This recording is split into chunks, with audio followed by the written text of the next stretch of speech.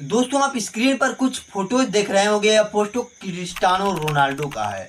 ये अपनी मां के साथ अवार्ड ले रहे हैं और उनकी सामने उनकी मां डोलोरेस खड़ी है। उनको फुटबॉल अंडर 12 का अवार्ड दिया जा रहा है। वह अपनी मां के साथ अवार्ड को ले रहे हैं। इनके फोटो में आप देख रहे होंगे कि फोटो इनका कैसा है। काला सा हल्का पैंट पहने हुए खड़े हैं और पैर में जूते पहने हुए हैं। ऐसा ही नहीं, क्रिस्टियानो रोनाल्डो को दुनिया जानती है। आज इंस्टाग्राम पर सबसे ज्यादा फॉलोअर किसी का है तो क्रिस्टियानो रोनाल्डो का है।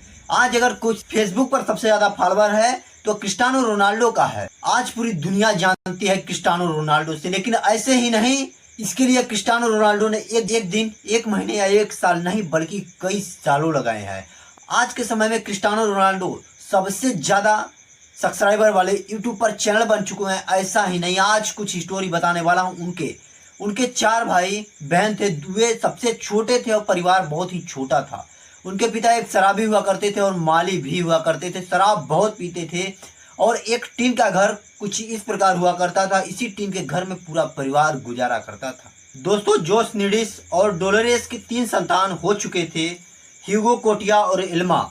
चौथी संतान की बारी थी तो उसमें क्या हुआ कि उनकी मां ने सोचा कि गर्भपात करा लिया जाए। उसमें डॉक्टर के यहाँ गई और उन्होंने अपनी की मां डोलोरेस ने मदर करेज में लिखती है अपनी आत्मकथा और बताती है। उसके बाद डॉक्टर ने उन्हें मना कर दिया। इसके बाद चौथी पुत्र रोनाल्डो का जन्म हुआ और डोलोरेस आज भी भगवान को शुक्रिया करती हैं और कहती हैं कि काश मुझे ऐसा पुत्र मिला जिन्होंने दुनिया का सबसे बड़ा फुटबॉलर बना हुआ है। और आज भी रोनाल्डो अपनी मां से मजाक मजाक में कहते हैं कि देखो मां, तुमने मुझे गर्भपात कराना चाहा लेकिन मैं ही हूं जो आज दुनिया का बेस्ट फुटबॉलर बना हुआ हूं, तुम्हारी ही कृपा है। उनकी मां यह बात सुनकर शर्मिंदा कभी कभी हो जाती है।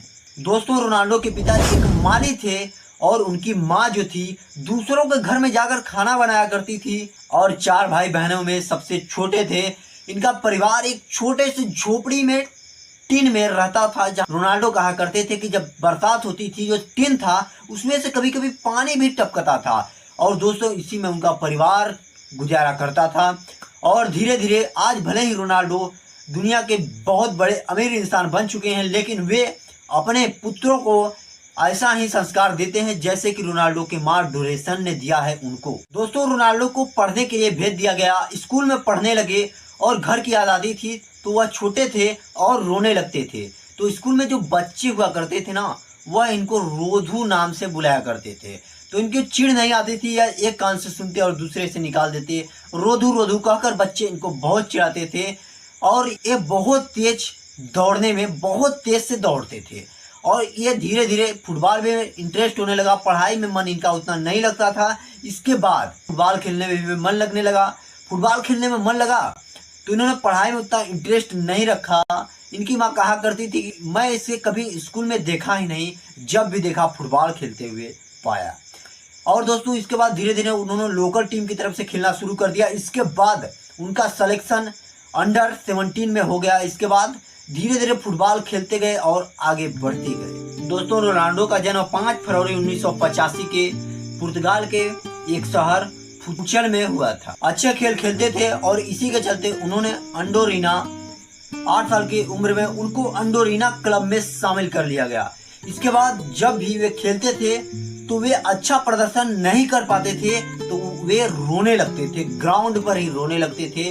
इसीलिए इनके माँ इनको क्राई बॉय अर्थात रोने वाले लड़के नाम से पुकारा करते। दोस्तों 10 साल में उन्होंने क्लब नासी ओलम फुटबॉल क्लब में शामिल हुए। उसके बाद 2 साल वहां तक खेलने के बाद उन्होंने 12 वर्ष की उम्र में पुर्तगाल के स्पोर्ट क्लब में ट्रायल के लिए गए।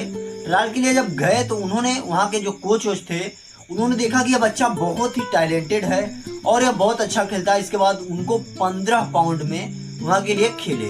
उसके बाद वहां उन्होंने अंडर 17, अंडर 18, अंडर 19 और अंडर बी भी खेला और यह खेलने वाले वह सबसे पहले खिलाड़ी बन गए। दोस्तों उन्होंने 2017 में उनको लिविंगस्टन क्लब की तरफ से खेलते हुए बड़े मैच में खेलने के लिए उनको चुना गया। उसके बाद उन्होंने लिविंगस्टन क्लब के लिए 2 गोले दागे। उसके बाद टीम 3-1 से जीत गई। इसके बाद वहाँ एक प्रबंधक आए हुए थे जिनका नाम था एलेक्स फर्गल।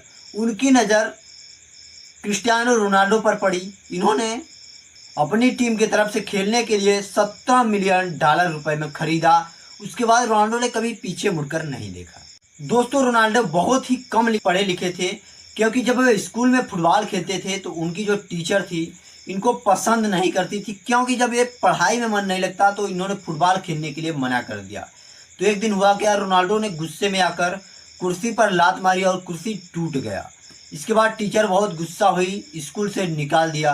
एक बात बताऊं दोस्तों, अगर पढ़ते तो उनकी नौकरी लगती, सर्विस नौकरी लगती, कुछ बड़ा नहीं कर पाते। उनकी पूरी दुनिया उनको नहीं जानती जितना कि आज उनको पूरी दुनिया जानती है।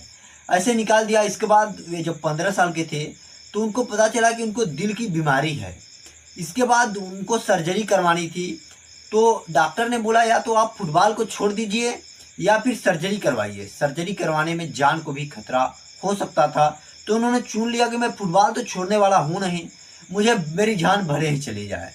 इसके बाद उन्होंने क्या किया, सर्जरी करवाया और कुछ दिन ब्रेक लेने के बाद उनकी सर्जरी ठीक हो गई और फिर मैदान पर आए और धमाल मचाए। इसके बाद 2005 में ऐसी दुखद घटना उनको घटी कि वे सोच भी नहीं सकते थे। जैसा कि मैंने पहले ही बताया कि उनके पिता बहुत बड़े शराबी थे। इसी शराब के चलते 2005 में उनके पिता की मौत हो गई। इस पिता की मौत ने उनको बेहद कमज़ोर कर दिया, वे बहुत ही टूट गए। इसके बाद वे पिता के करीबी थे, इसीलिए टूट गए। टूटने का मतलब कि बहुत ही आर्थिक स्थिति थोड़ी कमज़ोर हो गई। इसके बाद वे हिम्मत से काम लिया। 2023 के मुताबिक रोनाल्डो की कुल संपत्ति $450 मिलियन आंकी गई है। दोस्तों, रोनाल्डो जो है बहुत ही नेक इंसान है। उन्होंने अपने शरीर पर एक भी टैटू नहीं बनवाया है, ये क्योंकि वह ब्लड को डोनेट कर सके दूसरों के लिए। जैसा कि वह फुटबॉल पर स्टाइल दिखाते हैं, इसी प्रकार वह गरीबों के मदद के लिए भी स्टाइल दिखाते रहते हैं। आज उनके पास सबसे दुनिया की महंगी गाड़ियाँ, बंगला, घर, सब कुछ रोनाल्डो के पास है। आज रोनाल्डो के पास किसी भी चीज़ की कमी नहीं है, वह सब कुछ से आज़ाद हैं। और यह सबसे बड़ा कारण उनके माता पिता है। उनकी माँ अगर उन्हें गर्भपात करा दिया होता तो आज शायद इतने बड़े प्लेयर नहीं बनते, पूरी दुनिया नहीं जानती। शायद आज वे पढ़ते तो नौकरी लगता और आज इतने बड़े प्लेयर नहीं बन सकते। सर्जरी नहीं करवाते, फुटबॉल छोड़ देते तो इतना बड़ा प्लेयर नहीं बनते। आज रही इतनी बड़ी फुटबॉलर की कहानी। दोस्तों, कैसी लगी? अगर अच्छी लगी तो वीडियो को लाइक और चैनल पर नए हो तो चैनल को सब्सक्राइब जरूर कर लीजिएगा। ऐसे ही इंटरेस्ट वीडियो इस चैनल पर मिलते रहते हैं।